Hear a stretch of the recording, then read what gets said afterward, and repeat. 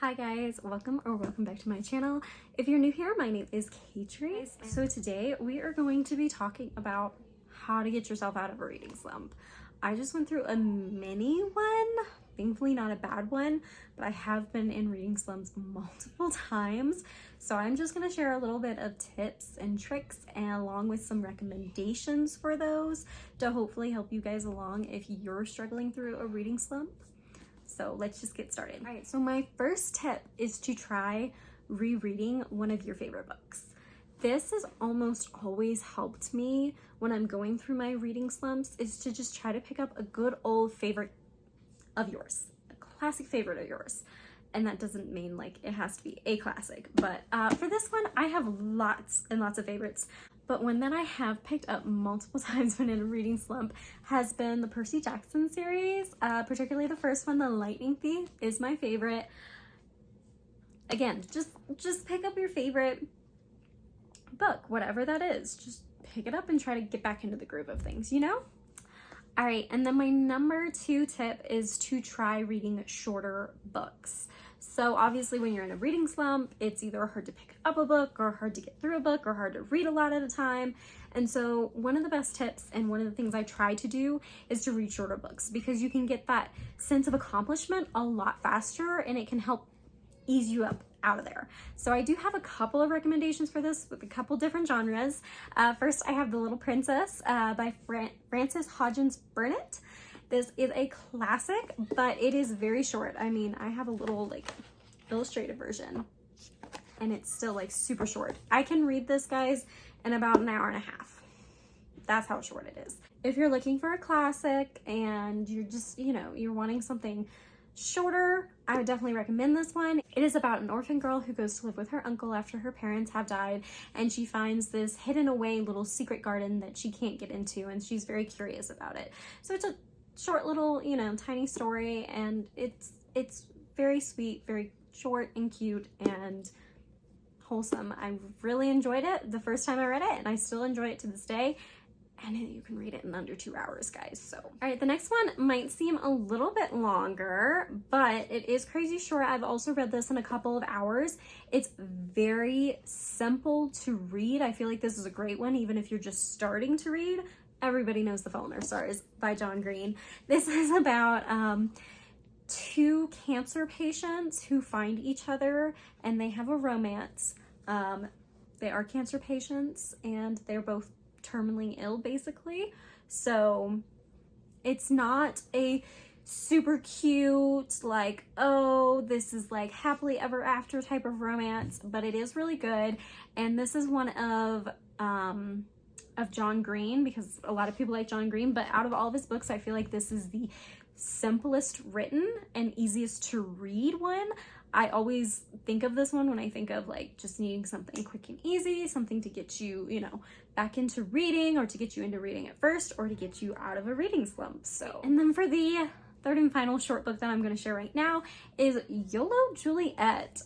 This is originally by William Shakespeare. It is Juliet, Romeo and Juliet, but Brett Wright redid this. And so if you're not a big Shakespearean fan, or if you're just wanting something fun and light and funny to read to kind of help you up out here, it's literally all text messages, guys.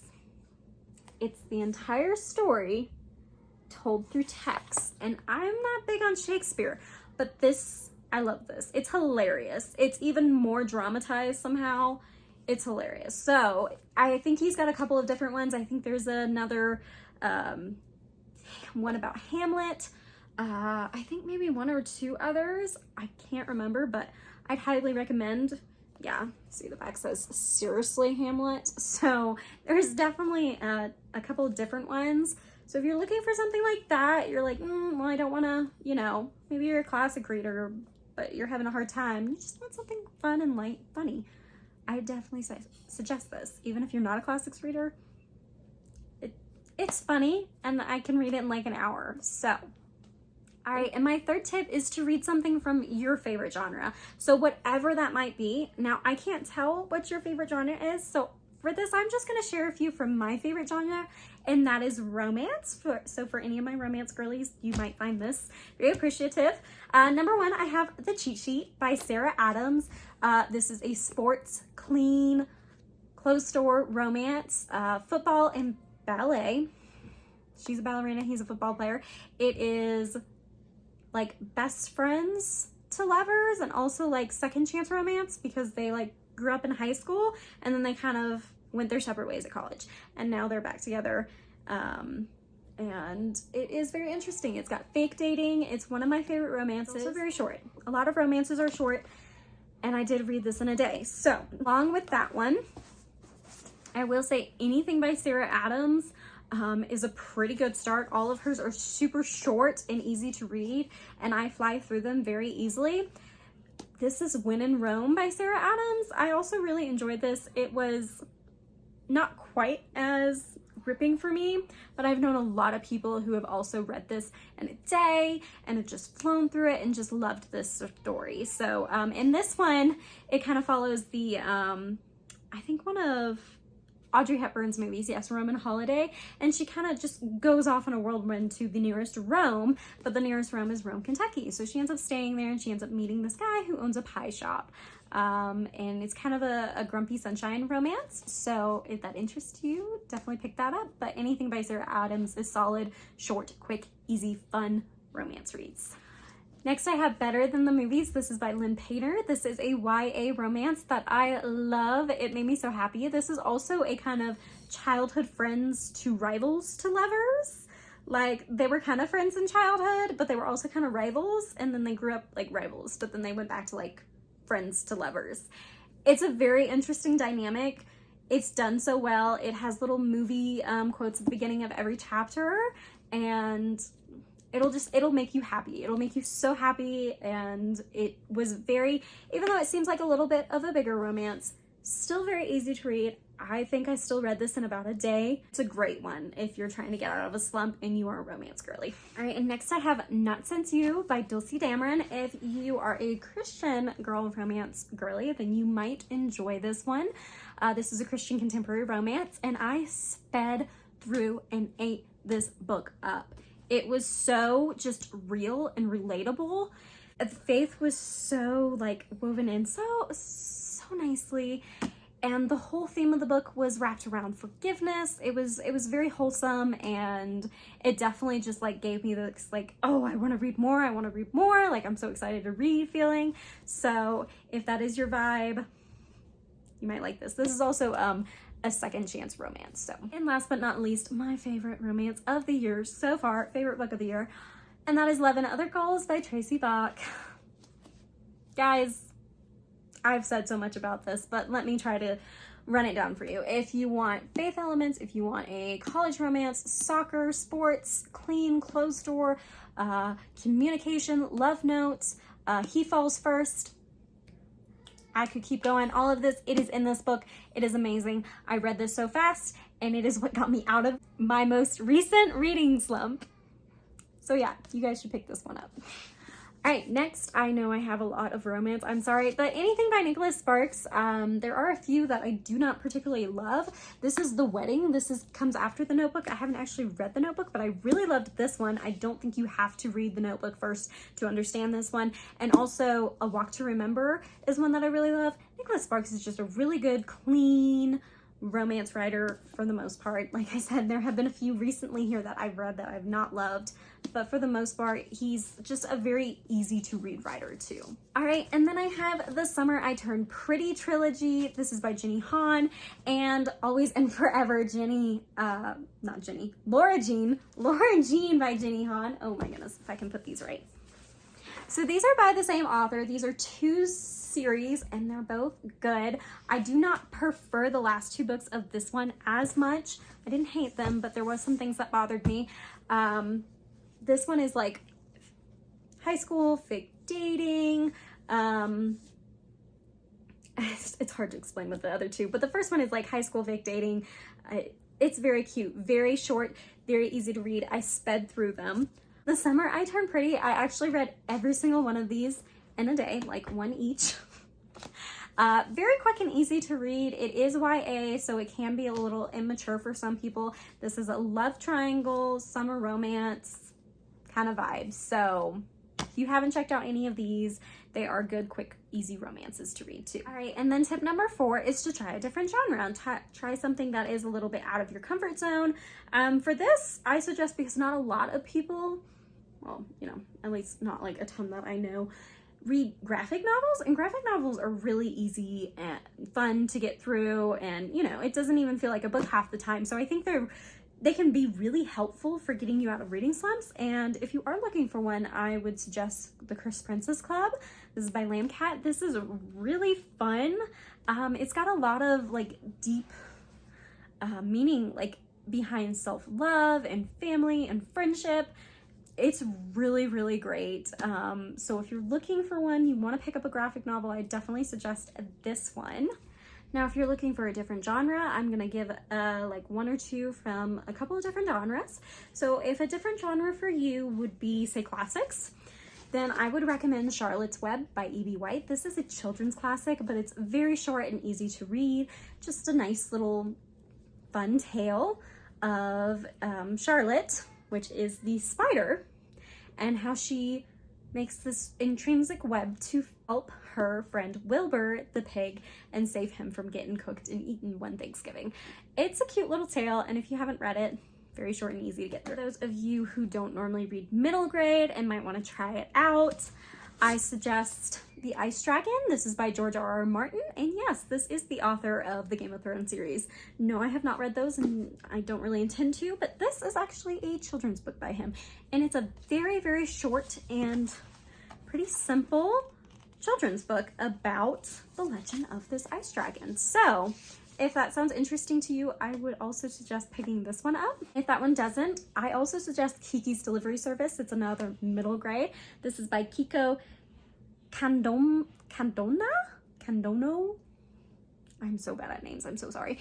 Not only is this cover beautiful, but it's a sweet little story. It is about Kiki, who is a witch in training.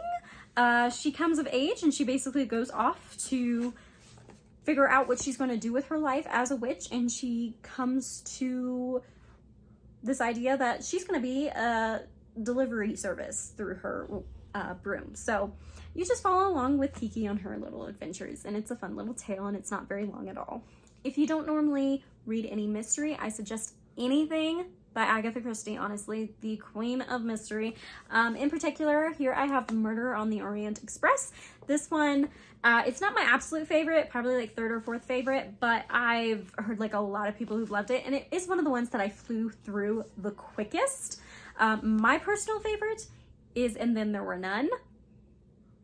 It's a masterpiece. So either of those I would definitely suggest. And then if sci-fi dystopian is something that you don't normally pick up and you want to, you know, pick up, or even if it is, whatever. The Hunger Games trilogy. I love the Hunger Games, guys, and I'm about to reread this. I'm so excited. But this is really good. I flew through these books when I first read them as a teenager. They're so quick and easy to read and very enticing. And then also the Maze Runner series. I think this is in the wrong order. There we go. I also flew through these books and just devoured them. They're super quick and easy and short to read. So yeah.